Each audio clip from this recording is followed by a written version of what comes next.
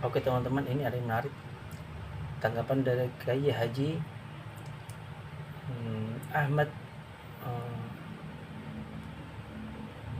Fatih Suyud dari Pondok Pesantren Al Khairat tentang tesis si Imaduddin.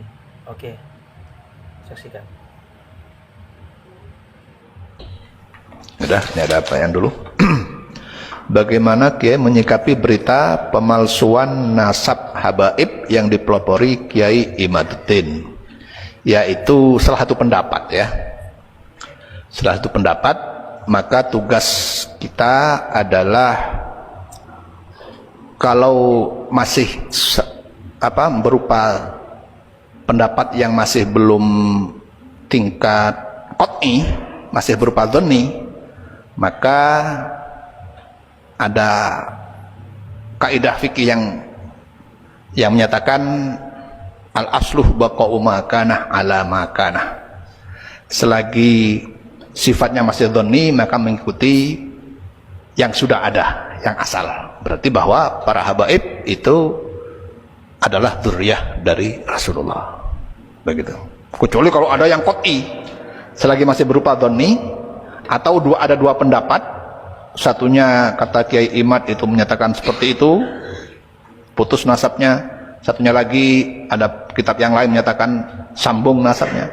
Berarti masih ada keraguan begitu, maka al asluh baqa'u ma kana ala ma kana. Hukumnya kembali pada hukum yang asal, yaitu berarti para habaib adalah dzurriyyah Rasul. Kita ikuti pendapat yang menyatakan bahwa para habaib adalah dzurriyyah Rasul. PBNU pusat juga menyatakan demikian. Yang kedua, bagaimana pendapat Kiai jika seandainya ada santri Al Khairat, baik yang masih aktif maupun yang sudah menjadi alumni, yang ikut pendapat Kiai Imad dan menjelek-jelekkan habaib, mengingat Al Khairat sangat hormat kepada habaib. Apapun bentuknya, kalau menjelek-jelekkan itu tidak bagus. Jadi kalau santri Al Khairat hendaknya kalau memang mau mengikuti pendapat siapa? Kiai Imad, maka ikuti dengan cara yang santun, ya. dengan membaca karya beliau. Apa sebabnya karya? Jadi bukan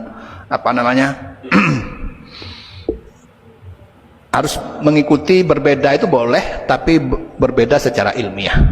Itu jadi prinsip di Al Khairat, berbeda, memiliki perbedaan pendapat atas dua pendapat yang sama-sama ilmiahnya, itu tidak masalah, tapi jangan sampai melepaskan diri dari kesopanan dan kesantunan kepada siapapun, apalagi kepada para habaib. Nah, itu prinsipnya.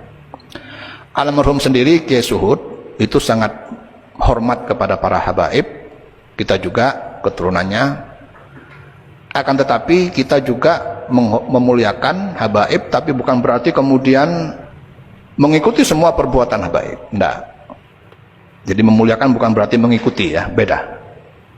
Yang perbuatan habaib yang baik-baik kita ikuti, yang tidak baik tidak kita ikuti. Kiai Suhud sendiri dulu beberapa kali memarahi sebagai habaib, ada yang datang ke sini dalam keadaan mabuk, sama Kiai Suhud dimarahi, ditegur. Nah, jadi tapi ditegur dalam rangka bukan karena benci, tapi karena termasuk dalam rangka memuliakan itu. Termasuk ada Habib Ali Al-Habsyi, seorang habib garis keras yang terlibat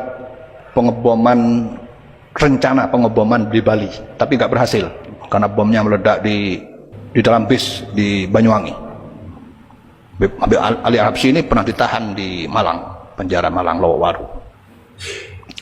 Pernah datang ke sini Habib Ali itu Al-Habsyi, orangnya buta, berpidato di tempat tamu di sini, meminta speaker, meminta mic, dikasih sama Abah. Santri-santri semua dipanggil untuk mendengarkan ceramahnya. Ternyata ceramah beliau mengajak memberontak kepada negara. Nah, memberontak kepada negara itu bertentangan dengan sikap Kiai Suhud. yang ahlus sunnah wal jamaah. Ahlus sunnah wal jamaah prinsipnya apa? Taat kepada ulil amri. Maka apa langkah Kiai Saud? Mic-nya langsung dimatikan pada saat itu, speakernya dimatikan. Nah, jadi hormat kepada habaib bukan berarti kemudian kita mengikuti semua perbuatan baik, enggak. Tapi juga memilih.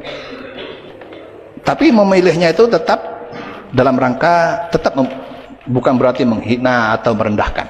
Ya, jadi ada memuliakan sebagai dzurriyyah, tapi dalam segi amaliyah itu tetap kita berpegangan kepada Al-Quran dan Sunnah dan madzhabul arba'ah, bukan kepada habaib, gitu ya. Harap dibedakan ini. Jadi kita memuliakan habaib sebagai dzurriyyah Rasul, tapi bukan berarti kita mengikuti semua perilakunya, tidak. Karena perilaku kita itu sudah ada yang yang membimbing, yaitu Al-Quran, hadis, dan melalui bimbingan para ulama ahlus sunnah wal jamaah, imam madzhab 4 dan imam akidah Asy'ariyah dan Maturidiyah. Itu jadi itu dua hal yang berbeda. Namun memang ada sebagian habaib ini yang perilakunya kurang baik, itu kemudian membuat sebagian orang menjadi emosi. Nah, ini bagi santri-santri al-khairat itu harus menjaga emosi itu. Jangan sampai kita bersikap di luar adab santri.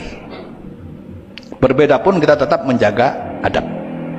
Sebagaimana Imam Syafi'i berbeda dengan gurunya sendiri, Imam Malik, dalam masalah anjing contohnya. Berbeda, tapi tanpa Imam Syafi'i kemudian menghina Imam Malik, enggak. Ya berbeda aja. Menurut saya anjing itu najis, udah gitu aja. Enggak ditambah dengan guru saya itu salah, itu enggak. Itu kan namanya sudah menyakiti kalau begitu. Berbeda aja. Imam Syafi'i itu punya murid namanya Imam Ahmad bin Hambal, pendiri madhab Hambali. Ahmad bin Hambal berbeda dengan Imam Syafi'i, tapi juga tidak ada saling menghina.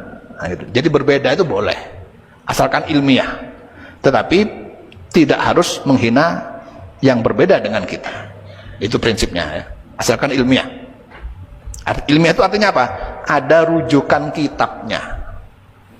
Jadi yang katakanlah seperti contohnya Imam Malik, ikut Imam Malik dalam masalah anjing tidak najis karena ada kitab ini di mazhab Maliki. Yang satunya ikut mazhab Syafi'i dengan mengikuti kitab-kitab mazhab Syafi'i, itu namanya ilmiah. Nah, kalau sudah ilmiah nggak perlu ditambah dengan kata-kata yang menghina kepada yang berbeda. Itu namanya adab. Ya. Itu dulu. Wallahu a'lam. Orang beriman gak akan menebar kebencian.